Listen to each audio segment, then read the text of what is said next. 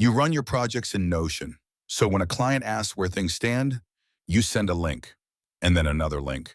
The trouble isn't Notion. It's that a shared page shows everyone in the same thing.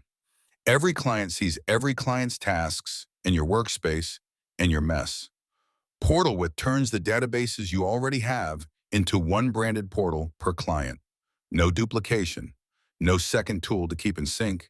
It takes 3 steps. First, connect your Notion workspace and share the databases you want to expose. You can revoke that access from Notion at any time. Second, map your databases once. A member database is required. That's how people sign in by email.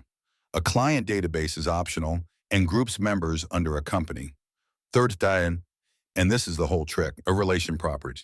Tag each row with the client it belongs to, and PortalWith splits one database into a private view for each of them. Rows with no relation stay open to everyone. What your client gets is a site, not a shared page. Their tasks, their invoices, your logo, your domain, and nothing that isn't theirs, and it stays live. Change a task status in Notion, and the client's portal reflects it. No export, no republish, no telling them to refresh a link. Clients can act, not just read.